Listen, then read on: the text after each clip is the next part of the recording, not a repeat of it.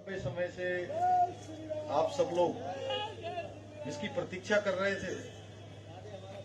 काफी दिनों से सबको इंतजार था और बहुत सारे लोग वो तो अपने लिए जिसको सपना जैसा मानते थे, ऐसा नजूल भूमि के मालिकाना हक और आज उसके पट्टों के वितरण समारोह में अभी आप सब लोगों ने जिनको सुना, हम सब के बीच में से जिनको हमने पूरे नैनीताल उधम सिंह नगर के लोगों ने लोकसभा में सांसद के रूप में बनाकर भेजा, माननीय प्रधानमंत्री जी ने अपने मंत्रिमंडल में जिनको रक्षा एवं पर्यटन जैसे महत्वपूर्ण विभागों का मंत्री बनाकर हम सबके साथ उत्तराखंड राज्य के साथ समन्वय करने का काम, पूरे देश में काम करने का दायित्व दिया था। इस लोकसभा क्षेत्र के लोकप्रिय सांसद, भारत सरकार के रक्षा एवं पर्यटन राज्य मंत्री एवं फिर से आप सबकी सेवा के लिए हमारे प्रधानमंत्री जी ने, हमारे केंद्रीय नेतृत्व ने उनको फिर से जो काम शुरू हुए हैं उन कामों को आगे बढ़ाने के लिए, नए कामों को भारत सरकार से लाने के लिए, फिर से हमारे यहाँ सेवा करने के लिए प्रत्याशी के रूप में उनको मौका दिया है, आप सबकी सेवा का अवसर दिया है। मैं उनका आप सबकी तरफ से, क्योंकि प्रत्याशी घोषित हुए हैं, माननीय प्रधानमंत्री मोदी जी को तीसरी बार आप सब लोगों ने प्रधानमंत्री बनाना है, इसलिए उससे पहले अजय भट्ट जी को पिछली बार से भी ज्यादा मतों से इस क्षेत्र से विजय बनाकर मोदी जी को प्रधानमंत्री बनाना है। इसलिए मैं चाहूंगा एक बार जोरदार तालियों से आप अपना सब लोग उनको अपना समर्थन देंगे। आदरणीय अजय भट्ट जी हमारे इस रुद्रपुर क्षेत्र के लोकप्रिय विधायक, आदरणीय शिव अरोड़ा जी हमारे गदरपुर क्षेत्र के लोकप्रिय विधायक एवं उत्तराखंड सरकार में कैबिनेट मंत्री रहे, आदरणीय अरविंद पांडे जी भारतीय जनता पार्टी के जिला अध्यक्ष रुद्रपुर श्री कमल जिंदल जी, जिला अध्यक्ष काशीपुर श्री गुंजन सुखीजा जी, मंडी परिषद के अध्यक्ष डॉक्टर अनिल डब्बू जी, अध्यक्ष मत्स्य पालन बोर्ड श्री उत्तम दत्ता जी, निवर्तमान मेयर, इन्होंने भी लगातार इस नजूल की भूमि पर मालिकाना हक के लिए अपना संपूर्ण प्रयास जिन्होंने किया, श्री रामपाल जी, पूर्व विधायक भाई प्रेम सिंह राणा जी, श्री विकास शर्मा जी और मंच पर आसीन हमारे सभी नेतागण, हमारे आयुक्त श्री दीपक जी, यहाँ के जिलाधिकारी, जिन्होंने इस नजूल की भूमि का मालिकाना हक मिले उसके लिए लगातार सतत रूप से पूरे प्रशासन की टीम को लगाने का काम किया। यहाँ के नगर आयुक्त भी, हमारे DIG doctor Yogendra Rawat ji, SP Shri Manjunath जी एवं पूरी टीम, मैं आप सभी का भी क्योंकि धन्यवाद करता हूं कि आप सब लोगों ने बहुत त्वरित गति से इस काम को धरातल पर उतारा और मेरे सामने आज बैठे हुए सभी हमारे आए हुए सभी जनप्रतिनिधिगण, सभी हमारे बड़े बुजुर्ग, सभी मेरी माताएं, बहनें एवं मेरे नौजवान साथियों और हमारे मीडिया के सभी हमारे मित्र, पत्रकार, छायाकार, electronic media, print media, digital media, मैं सर्वप्रथम तो आज नजुल भूमि के मालिकाना हक का जिनको पट्टा मिला हुआ है 2600 परिवारों एवं प्रधानमंत्री आवास योजना का प्रमाण पत्र पाने वाले सभी भाई बहनों को अपनी ओर से बहुत बधाई देता हूं, बहुत शुभकामनाएं देता हूं कि आज ये दिन उनके लिए बहुत बड़ा दिन है। इसके साथ ही आज मैं देख रहा हूं कार्यक्रम में बहुत बड़ी संख्या में हमारी माताएं बहनें, हमारे नौजवान साथी, बड़े बुजुर्ग सभी यहां पर पधारे हैं। और किसी ने अभी यहां लालकुआ से अमृतसर के लिए जाने वाली ट्रेन के लिए हम सब लोगों को आकर मंच पर धन्यवाद कहा है। और कुछ हमारी मुस्लिम बहनों ने बड़ी संख्या में आकर जो समान नागरिक संहिता उत्तराखंड के अंदर सबसे पहले लागू हुई है, उस समान नागरिक संहिता के लिए हम सबका हौसला बढ़ाया है, हमारा उत्साहवर्धन किया है, हमारा प्रोत्साहन किया है। मैं आप सभी लोगों का भी अपनी ओर से स्वागत करता हूं, सबका अभिनंदन करता हूं। भाइयों बहनों, आज मुझे निजी रूप से भी इस बात की बहुत खुशी हो रही है कि आज आखिरकार लंबे समय के बाद वो दिन आ गया जब आप सभी को अपने सपनों का आशियाना मिल रहा है, उसका पट्टा मिल रहा है।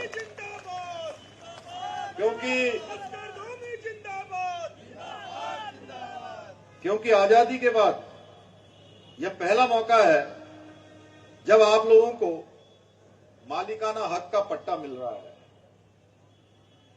इसके लिए जितना संघर्ष आप लोगों ने किया, जितनी आप लोगों ने मेहनत की, मंच पर बैठे हुए हमारे सभी जनप्रतिनिधियों ने लगातार इसके लिए आवाज उठाई, उतनी ही मेहनत आपकी बनाई हुई सरकार, आपकी सरकार ने भी उतनी ही मेहनत की और उसमें कहीं कोई कमी नहीं छोड़ी। आप सबको याद होगा जब हाई कोर्ट ने, माननीय उच्च न्यायालय ने जब ये नजुल नीति थी, उस नजुल नीति को खारिज कर दिया था और हमारे जो लोग उसमें बसे हुए थे, जिनको आज पट्टा मिल रहा है और जिनको आज पट्टा नहीं मिल रहा है, निकट भविष्य में जिनको पट्टा मिलने वाला है, जिनकी संख्या अभी श्री बरोड़ा जी कह रहे थे 8,000 है, 8,000 होंगे, 9,000 होंगे, अजय भट्ट जी ने कहा 10,000 होंगे, जितने होंगे वो सब लोग जो बैठे हुए थे, एक तो हम उनको भविष्य में सबको पट्टा देंगे, सबकी व्यवस्था करेंगे। लेकिन उस समय जब हाईकोर्ट ने कह दिया कि इनको खाली करिए, आदेश दे दिया था, तो हमारी सरकार ने इस मुद्दे को हम उच्चतम न्यायालय में, सुप्रीम कोर्ट में लेकर गए थे। हमने सबके हक की लड़ाई लड़ी थी और उसका परिणाम हुआ था कि सुप्रीम कोर्ट से हम लोगों को जीत हासिल हुई। सुप्रीम कोर्ट ने हमारे निवेदन को अपने आदेश में पारित किया और हम वहां भी जीते। तो उसके पीछे सबसे बड़ा कारण था कि आप लोग भी हमारे साथ थे, आप लोगों का आशीर्वाद भी हमारे साथ था। और हमने तय कर लिया था कि जब हम सुप्रीम कोर्ट से जीत गए तो हम इसमें हम एक्ट लेकर आएंगे। इसके बाद हमने विधानसभा में ये नजुल का कानून पास किया, नजुल नीति 2021 लागू की। तमाम जो कानूनी प्रक्रियाएं हैं, उन कानूनी प्रक्रियाएं को अपनाया गया। तब जाकर ये आज आनंद का दिन, हम सबके स्वप्न के पूरा होने का दिन।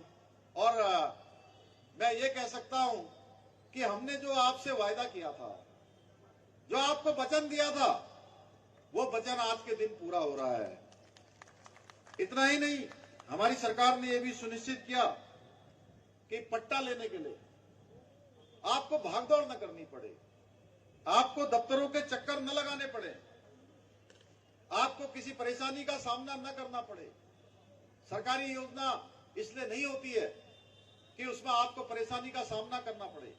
इसलिए हमने सुनिश्चित किया कि हमारे प्रशासन के, हमने जिलाधिकारी जी से भी कहा कि आप ये सुनिश्चित करिए कि एक भी नजूल की भूमि पर जिनको पट्टा मिलने वाला है उनको किसी दफ्तर में न जाना पड़े। और उसका परिणाम हुआ कि कर्मचारी, अधिकारी, हमारे नगर निगम के लोग, जिला प्रशासन के लोग खुद चलकर आपके घरों तक पहुंचे और जो जरूरी औपचारिकताएं थी, जो भी काम लिखत पढ़त के होने थे, उन्होंने आपके घरों के पास आकर उनको निपटाने का काम किया। हमारी सरकार ने यह भी सुनिश्चित किया, हम जानते हैं कि जो भी नजूल की भूमि पर जिनको पट्टा मिलने वाला है वो सारे के सारे बहुत ही सामान्य स्थितियों में रहने वाले हैं, सामान्य परिस्थितियों में रहने वाले हैं। उनको किसी भी प्रकार से कोई पैसा रुपया भी किसी को देना न पड़े। इसलिए इस प्रक्रिया में जिनको भी लाभ मिलेगा उनका 1 रुपया भी खर्च नहीं होना चाहिए। भाइयों बहनों, इसके पीछे हेतु था कि जो हमारी पार्टी की भी नीति है, सरकार की भी नीति है, प्रधानमंत्री जी का भी जो संकल्प है कि समाज के अंतिम छोर में खड़े हुए व्यक्ति तक शासन पहुंचना चाहिए, सुविधाएं पहुंचनी चाहिए, उनकी सहायता होनी चाहिए। भाइयों बहनों, मैं भी आप जैसे एक सामान्य परिवार से हूं, गांव में जन्मा हूं, पला बड़ा हूं, इसलिए मैंने यहाँ की जो गरीबी है, यहाँ की परेशानियां हैं, उनको बहुत नजदीक से देखा है। इस नाते हमने तय किया था कि किसी भी प्रकार से लोगों को कोई समस्या का सामना न करना पड़े, क्योंकि लोगों का जो जिंदगी का अधिकांश समय है वो अगर किसी में बीतता है तो रोटी, कपड़ा, मकान और इन समस्याओं को सुलझाने में, इन समस्याओं से पार पाने में पूरा उसका जीवन गुजर जाता है। ऐसे में जो घर बनाना किसी बड़े सपने से कम नहीं होता है, और शहरी क्षेत्रों में तो घर बनाने के लिए जमीन खरीदना भी एक बहुत बड़ी बात होती है।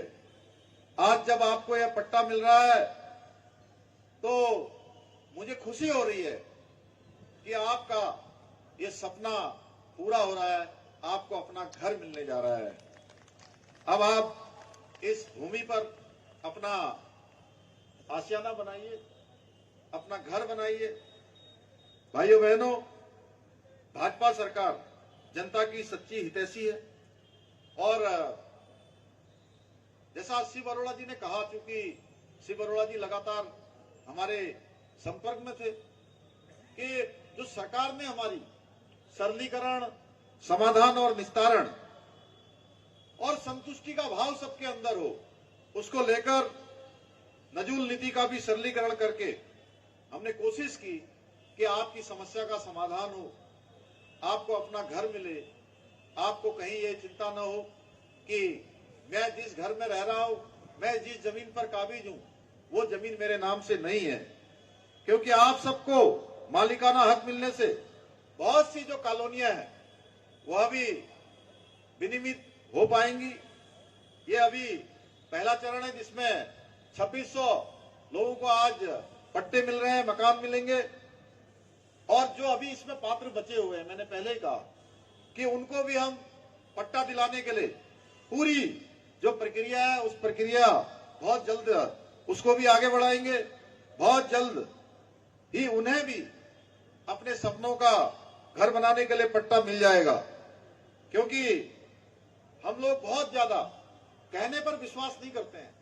हम जो कहते हैं, हमारे प्रधानमंत्री जी के नेतृत्व में, उनके नेतृत्व में जनता के बीच में जो बातें भी हमने संकल्प के रूप में वचन के रूप में, वायदों के रूप में जो भी जनता के सामने रखा है, उनको हर संभव पूरा करने का हमेशा हमने प्रयास किया है।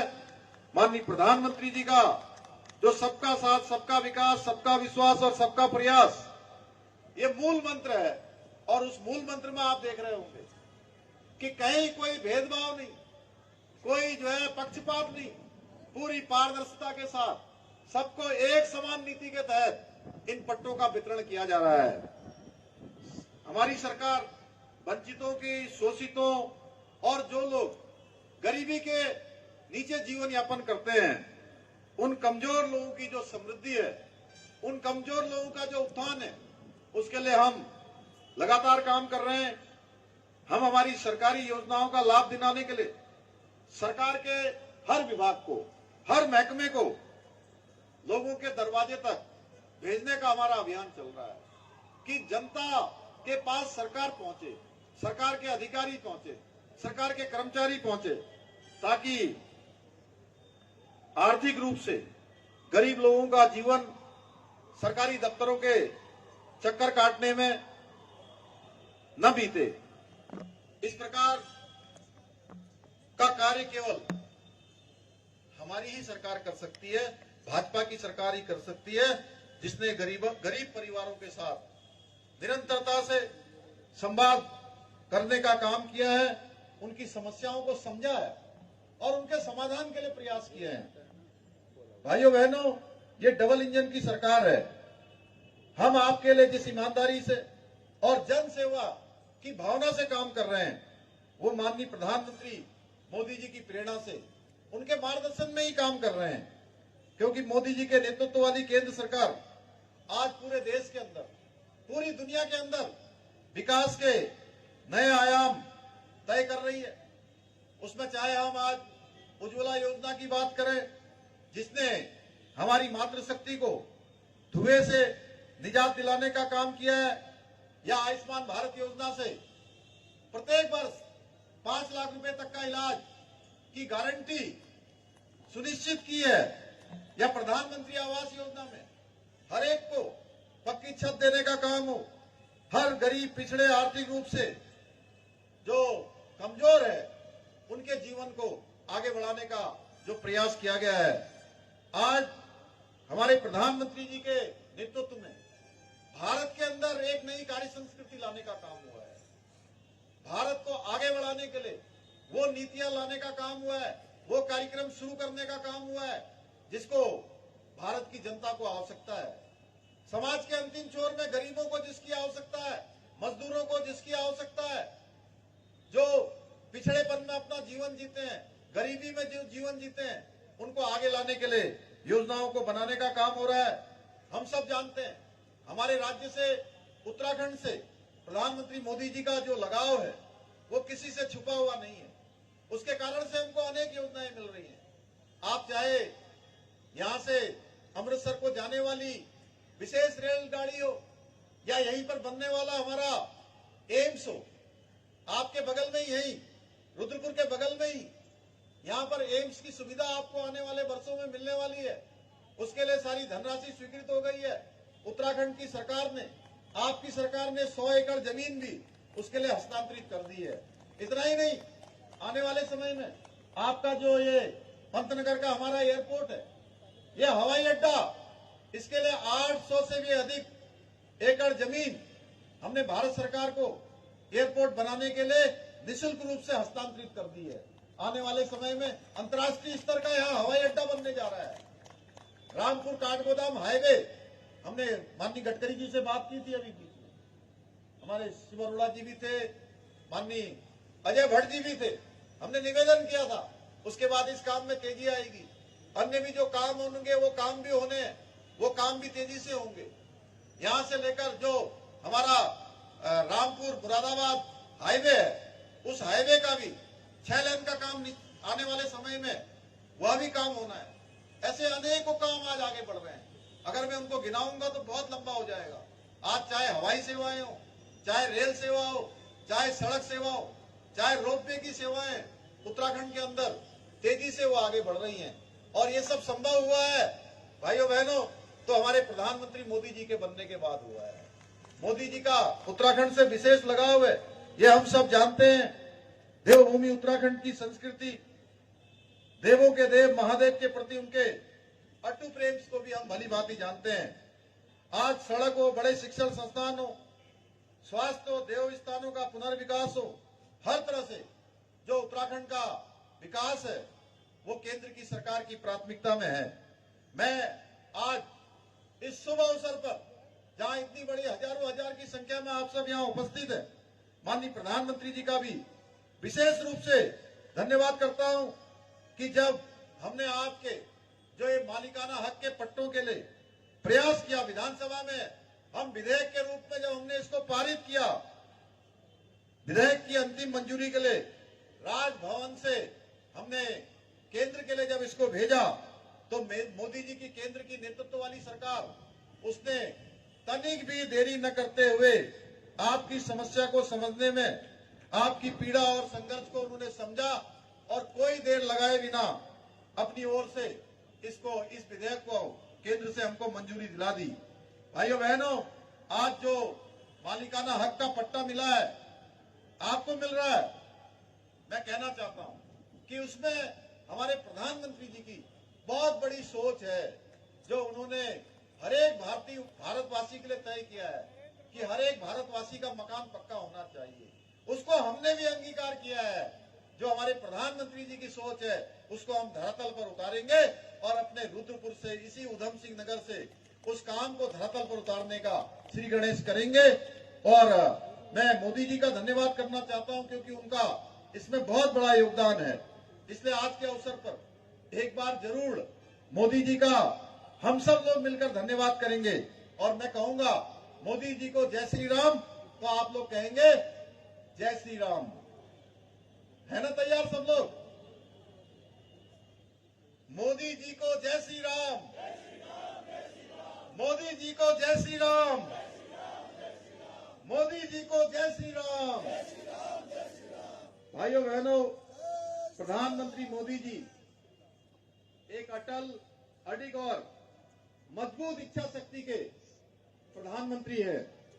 और आज विश्व के अंदर आज सर्वाधिक रेटिंग लोकप्रियता की अगर किसी नेता की है, पूरी दुनिया के किसी नेता की है, तो हमारे देश के प्रधानमंत्री हमारे मोदी जी की है। भाइयों बहनों, उनकी दृढ़ इच्छा शक्ति से प्रेरणा लेकर जो लगातार 18 घंटे हम कहते हैं कि वो काम करते हैं, मैं इसका प्रत्यक्ष उदाहरण हूं। 18 घंटे नहीं, लगातार 48 घंटे तक भी वो रुकते ही नहीं है, काम ही करते रहते हैं, काम ही करते रहते हैं। पिछले दिनों केंद्रीय संसदीय बोर्ड में भाग लेने के लिए उत्तराखंड से हम लोग गए हुए थे। पूरे दिन भर उनके कार्यक्रम लगे हुए थे। पूरे कार्यक्रम लगे होने के बाद रात को 11 बजे से उनकी बैठक शुरू होती है और वो बैठक प्रातःकाल 5 बजे तक चलती है। भाइयों बहनों, 5 बजे तक मोदी जी हम लोगों के साथ मीटिंग में थे। मुझे लगा कि अगले दिन हम उनको शायद किसी कार्यक्रम में नहीं जाना होगा। मैंने उनके सहयोगी से पूछा कि आज प्रधानमंत्री जी का कोई कार्यक्रम नहीं है क्या? उन्होंने कहा कि अभी 5 बज गए हैं, हम जाएंगे, यहाँ से 6 बज जाएगा, जागरण का टाइम हो गया उनका। और गाड़ी में बैठते ही उनका अगला कार्यक्रम तय है, आगे के काम तय है। और 8 बजे उनको ऑन बोर्ड होना है, 9:30 बजे से उनका झारखंड में रैली का कार्यक्रम है। और उस दिन मैं जब देख रहा था सवेरे से कि 5 बजे जाकर 6 बजे फिर से दोबारा अगले कार्यक्रम के लिए चले गए और पूरे दिन भर काम करते हैं। एक एक पल और एक एक क्षण केवल और केवल भारत को आगे बढ़ाने के लिए लगाते हैं। भाइयों बहनों, हमारे गरीब लोगों को आगे लाने के लिए, हर भारतवासी के जीवन को अच्छा बनाने के लिए वो काम करते हैं। और उनकी इच्छा शक्ति से हम प्रेरणा लेते हुए उत्तराखंड के विकास के लिए, उसकी सुख शांति को बनाए रखने के लिए हमने कठोर निर्णय भी लिए हैं और कठोर कानून भी बनाए हैं। आप सब जानते हैं, हम महिलाओं को न्याय बड़ा हम सबका आपने प्रोत्साहन किया। अभी हमारी बहनें यहाँ मंच पर आई फरजाना जी के नेतृत्व में, और ये समान नागरिक संहिता का जो हम कानून लेकर आए, इसके पीछे रूढ़िवादी सोच, महिलाओं को, हमारी मातृशक्ति को जो हलाला और इज्जत जैसी जो कुरीतियां हैं, उन कुरीतियों का सामना करना पड़ता था। उनका जीवन असुरक्षित रहता था, उनका आत्मबल गिरता था, आत्मसम्मान गिरता था। उनके आत्मसम्मान को बचाने के लिए जिस प्रकार से पूरे भारतवर्ष को गंगा मां गंगा गंगोत्री से निकलकर सींचने का काम करती है, कहीं जल देने का, कहीं जीवन देने का काम करती है, अभिसिंचित करती है, उसी प्रकार से समान नागरिक संहिता सबको समान अधिकार देने के लिए उत्तराखंड की देवभूमि से निकली है। हमने पिछले विधानसभा के सत्र में समान नागरिक संहिता का यहाँ विधेयक बना दिया है। भाइयों बहनों, हमने विधेयक बनाया है, हर वर्ग की सुरक्षा के लिए बनाया है। उसमें जहाँ मातृशक्ति का उनकी सुरक्षा भी है, उनका सशक्तिकरण भी है, हमारे बड़े बुजुर्गों की सुरक्षा भी है, बच्चों की भी सुरक्षा है, आने वाले भविष्य के लिए उनका भविष्य सुरक्षित करेगा। इस कानून में सब प्रकार के प्रावधान किए हैं। निश्चित रूप से हमने प्रदेश के अंदर, देवभूमि के अंदर इसको लागू करने की सारी व्यवस्था कर दी है। ये विधेयक हमारा राष्ट्रपति जी को चला गया है, जैसे ही वहां से लौटकर आएगा उत्तराखंड के अंदर ये लागू हो जाएगा। हमने लागू कर दिया है देवभूमि के अंदर। प्रदेश, देश के दूसरे राज्यों से भी हमारी अपेक्षा आने वाले समय में इस कानून को लागू करें। इसी प्रकार से हमने जबरन जो धर्मांतरण का कानून है, वो धर्मांतरण का कानून भी हमने बनाया है कि धर्म अब कोई भी जोर जबरदस्ती से किसी को दूसरे धर्म में परिवर्तन नहीं होगा। उसमें भी हमने कठोर सजा का प्रावधान किया है। उसमें जिलाधिकारी की जो अनुमति है उसका भी प्रावधान किया है। इसी प्रकार से जो हमारे युवा जो नकल के कारण से, अकल होते हुए भी, अच्छी शिक्षा होते हुए भी, अच्छी तैयारी होते हुए, योग्यता, प्रतिभा, क्षमता होने के बावजूद भी उनका नंबर नहीं आता था, उन माता पिता के ऊपर क्या बीतती होगी जो अपने बेटे बेटी को पढ़ाने के लिए अपनी गरीबी में, अपने पेट का खाना न खाकर, अपने कपड़े न पहनकर, अपनी जो जरूरत की चीजें हैं उसमें कटौती करके अपने बेटे और बेटी को पढ़ाने के लिए भेजते थे। भाइयों बहनों, उनका सारा का सारा नकल के अपराध के कारण से उनके साथ एक तरह से चीटिंग हो जाया करती थी, लूट हो जाया करती थी, उनकी ईमानदारी भी काम नहीं आती थी, मेहनत भी काम नहीं आती थी। हमने सख्त से सख्त नकल का अध्यादेश लाकर और नकल करवाने वाले अपराधियों के खिलाफ कठोर कार्रवाई करते हुए 100 से भी ज्यादा ऐसे नकल के अपराधियों को हमने जेल की सलाखों के पीछे भेजने का काम किया है। इतना ही नहीं, जो नकल का अध्यादेश हम लेकर आए हैं उसका परिणाम ये हुआ है कि आज जो हमारे बेटे बेटियां परीक्षाओं में भाग लेते हैं वो अब एक परीक्षा में पास होते हैं, एक परीक्षा में पास होने के साथ साथ 3-3, 4-4, 5-5 परीक्षाओं में एक साथ उनका नंबर आ रहा है। इस प्रकार से उनकी प्रतिभा क्षमता बाहर आ रही है, उनका आत्मविश्वास बढ़ा है, प्रदेश के अंदर एक अच्छा माहौल बना है। नौकरियों में लगातार नियुक्तियां, भर्तियां की जा रही हैं, लगातार हम नियुक्ति पत्र बांट रहे हैं। आप देख रहे होंगे कोई ऐसा दिन नहीं होता, कई हजारों हजार की संख्या में अधीनस्थ सेवा चयन आयोग और लोक सेवा आयोग में चयन हुए हमारे अभ्यर्थियों को हम लगातार उनको नियुक्ति पत्र प्रदान कर रहे हैं। हमारी सरकार ने लैंड जिहाद को जड़ से समाप्त करने के लिए भी लगातार कार्रवाई कर रही है। उसको, अतिक्रमणों को हटाने का अभियान हमने लिया हुआ है, क्योंकि हमारा संकल्प है कि देवभूमि के अंदर जो देवभूमि का मूल स्वरूप है उसको बिगाड़ने वाले, उसको नहीं बिगड़ने देने का हमने संकल्प लिया है। भाइयों बहनों, किसी भी कीमत पर देवभूमि का जो स्वरूप है उसको हम बिगड़ने नहीं देंगे। आपने देखा होगा पिछले दिनों हमारे यहाँ पड़ोस में हल्द्वानी में, बनमुलपुरा में दंगा हुआ था। उस दंगे में आपको याद होगा कि उस दंगे में जहां हमारे पुलिस के जवानों के साथ हमारी महिला पुलिस की जो बहनें वहां पर अपनी ड्यूटी के दौरान गई थी, उनके ऊपर हमला हुआ था। पत्रकार भाइयों की भी मोटरसाइकिलें जला दी गई, उनको जिंदा जिंदा मारने का प्रयास हुआ। ऐसे दंगाइयों के खिलाफ भी हमने कठोर कार्रवाई करने का निर्णय लिया है और हम इसी कारण से उत्तराखंड में अब ऐसे दंगा करने वालों से उस पूरे दंगे में होने वाले नुकसान को उन्हीं से वसूलने के लिए भी हमने जो है अध्यादेश लाकर कानून बना दिया है कि अब जो भी इस प्रकार का काम करेगा उनसे सारी कीमत वसूली जाएगी, वो जो भी नुकसान होगा उसकी भरपाई भी उन्हीं से की जाएगी। ऐसे तमाम काम हमने करके दिखाए हैं जिनके बारे में कभी सोचा भी नहीं जा सकता था, उन सभी कामों को हमने किया है। भाइयों बहनों, नजुल भूमि का मालिकाना हक देने के बारे में भी हमसे पहले की सरकारों ने ये काम पहले भी हो सकता था, ये काम आज हो रहा है। ये बहुत बड़ा प्रश्न है, ये प्रश्न केवल मेरा नहीं है या मंच पर बैठे हुए लोगों का नहीं है। आखिर ये काम पहले क्यों नहीं हुआ? पहले भी हो जाना चाहिए था, क्योंकि उनके अंदर इच्छा शक्ति नहीं थी। उन्होंने कभी जो नजूल की भूमि पर रहने वाले हमारे गरीब भाई बहन थे, उनकी समस्या को कभी गंभीरता से नहीं सोचा, उनके दुख दर्द के बारे में नहीं सोचा कि आखिर वो किस मानसिक परेशानी से गुजरते हैं, कितने प्रकार की परेशानियों का सामना करना पड़ता है। लेकिन हमने आपके बारे में सोचा, और ये जो कठिन काम था जिसके बारे में लोग सोचते थे कि होगा कि नहीं होगा, उस काम को आप सबके आशीर्वाद से करके दिखाया है। आपको ये मालिकाना हक मिलना हमारी सरकार का, जो मैं हमेशा कहता हूं कि विकल्प रहित संकल्प है। जिस संकल्प में कोई विकल्प नहीं है, संकल्प ले लिया है तो उस संकल्प को पूरा करना है। उसी का परिणाम है कि आज ये मालिकाना हक के पट्टे मिल रहे हैं।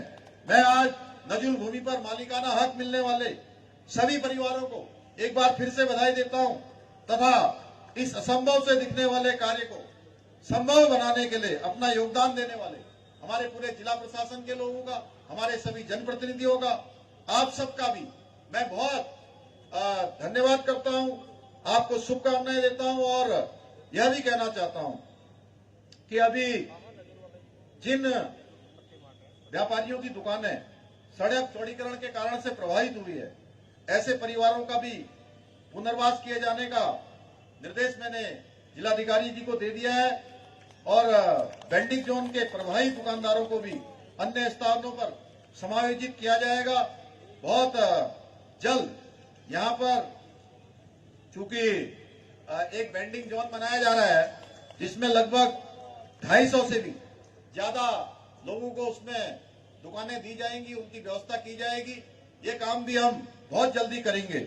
वेंडिंग जोन जो बना रहे हैं उसमें 300 से ज्यादा दुकानें, ठेले फल दुकानें बनाई जाएंगी।